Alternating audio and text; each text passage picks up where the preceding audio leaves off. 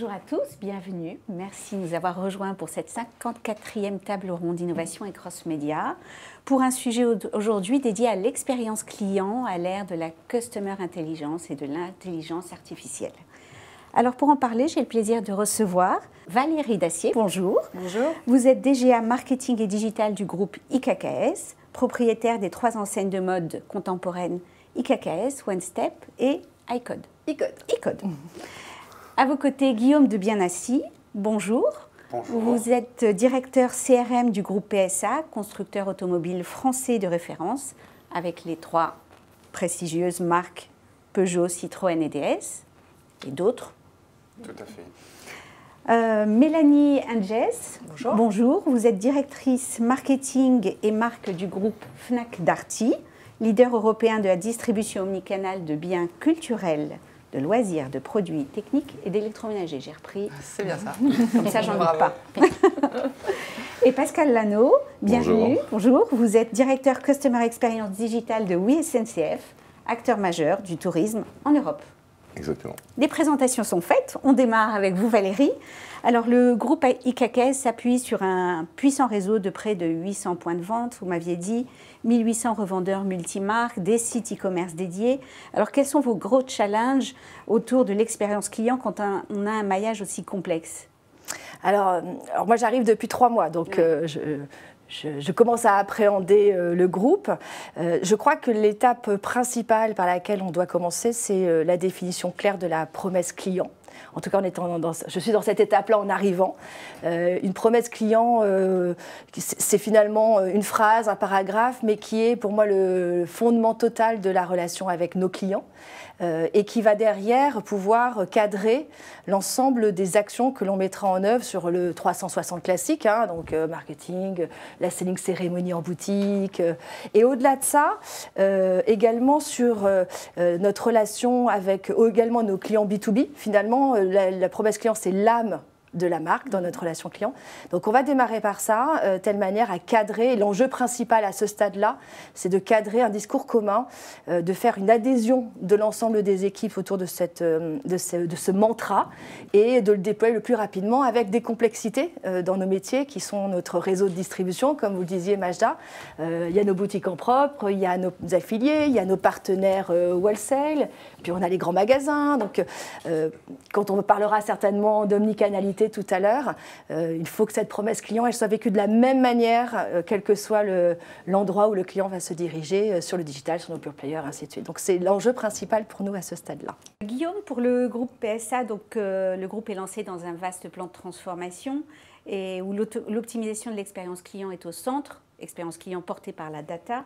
Alors vers quelle relation vous souhaitez tendre et à quels enjeux expérientiels et CRM devez-vous répondre aussi? En réalité, la distribution automobile est en train de vivre plusieurs changements très profonds. Et si on se limite au domaine de l'expérience client, il faut bien comprendre qu'on est en train de passer d'une situation où, avant l'arrivée du digital, l'expérience client était entièrement dans les mains de notre réseau de distribution, avec un niveau de contrôle quand même relativement faible, voire quasiment nul, sur la manière dont cette expérience client était délivrée à nos clients finaux. Et finalement, un constructeur automobile, il se cantonnait à vendre ses véhicules à un réseau de distribution qui derrière gérait la relation client. Avec l'arrivée du digital, tout cela a complètement explosé. Aujourd'hui, 90% des clients qui arrivent dans un point de vente Peugeot, Citroën, DS ont déjà une idée très précise du modèle, de la version qu'ils vont acheter et voire du prix auquel ils vont l'acheter. Donc aujourd'hui, on devient complètement multicanal, omnicanal, et donc les enjeux du CRM, c'est déjà d'avoir une expérience sans couture qui réconcilie le physique, le digital, mais également demain des nouveaux canaux comme le véhicule connecté qui est émergent et nos call centers qui jouent un rôle de plus en plus important. C'est d'avoir une vision partagée du client entre tous les acteurs, réseau, frontline, vendeurs, réceptionnaires après-vente, nos call centers, nos équipes marketing. Et puis c'est tout cela, que toute cette transformation vienne bien soutenir la performance commerciale de nos marques en termes d'acquisition et de fidélisation. C'est clair. Merci. Alors Mélanie, pour le groupe Fnac Darty, donc le rapprochement a eu lieu mi-2016 et ça a donné naissance à un géant de la distribution omnicanale. Quelle expérience vous aussi vous visez plutôt, puisque vous ne partez pas de zéro non plus?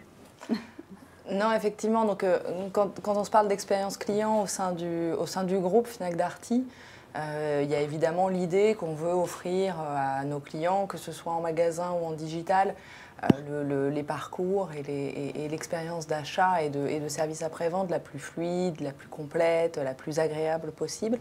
Mais une des questions qu'on s'est aussi beaucoup posées, c'est de savoir si cette expérience client, elle devait être différenciée par marque. Aujourd'hui, le groupe Fnac Darty s'appuie sur 2 marques extrêmement fortes qui sont toutes 2 sexagénaires, auxquelles les Français sont extrêmement attachés, et on pense vraiment que l'expérience client Fnac, elle doit être aussi bonne, aussi excellente que l'expérience client Darty, mais que ce doivent être 2 expériences différentes avec des points de force, des moments de vie qui vont pas être tout à fait les mêmes. Ok. Pascal, alors Voyage SNCF est devenu Oui SNCF, et c'était aussi l'occasion de se réinventer pour réinventer aussi cette expérience client. Alors, vous êtes en charge de la direction de l'expérience client digitale. Quelle est votre grande mission? Alors, la grande mission, c'est d'optimiser l'existant, les parcours clients d'aujourd'hui, de concevoir ceux de demain et surtout d'anticiper les nouveaux usages clients d'après-demain. Je crois que nous serons amenés à en parler ce matin. Et puis surtout, ce qu'il faut, je pense, souligner, c'est que l'expérience client, c'est vraiment quelque chose qui se pilote à part entière avec des compétences dédiées à cette discipline de la mesure, et donc de l'analyse et de l'optimisation. On va y revenir.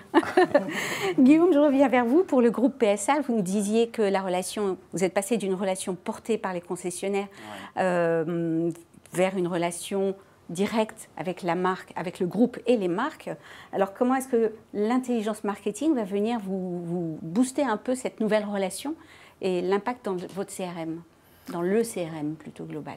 Je dirais déjà le premier enjeu, c'est de pouvoir collecter la donnée qui aujourd'hui est extrêmement éparpillée.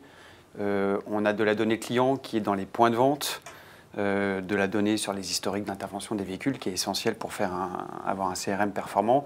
Donc il faut réconcilier cette donnée physique avec une donnée digitale issue des réseaux sociaux, issue du comportement des internautes, que ce soit sur mobile ou sur le web. Donc déjà la collecte de cette donnée, c'est le premier enjeu. Derrière, en termes d'exploitation, pour faire de l'intelligence et renforcer l'expérientiel, on applique 2 principes très simples. Next best action, next best offer. On est dans un fil continu du parcours client où on se dit à chaque point de rencontre entre le client et la marque, quelle est la prochaine meilleure action. Donc je vous donne un exemple. Un client qui va aller dans leur réseau pour faire réparer son véhicule, on va faire en sorte qu'il soit systématiquement rappelé pour une petite enquête de satisfaction, et surtout, on va faire en sorte qu'à chaque fois que sa notation ne sera pas la meilleure, que cela déclenche automatiquement un appel d'un call center vers le client pour traiter à chaud l'insatisfaction. Ça, c'est un exemple précis de Next Best Action. Exemple de Next Best Offer. Donc là, on est sur l'offre et on va essayer d'étudier le comportement des clients, notamment quand leur véhicule commence à vieillir, qui sont en phase de quitter nos réseaux de distribution traditionnels vers des garagistes indépendants. Et là, on va essayer d'aller les chercher en leur proposant de manière personnalisée, peut-être pas une opération de maintenance supplémentaire, mais peut-être une offre personnalisée de rachat de leur véhicule en faveur d'un nouveau véhicule neuf ou d'un véhicule d'occasion. Voilà. Donc on essaie d'appliquer ces 2 principes, Next Best Action, Next Best Offer, à l'ensemble du parcours client.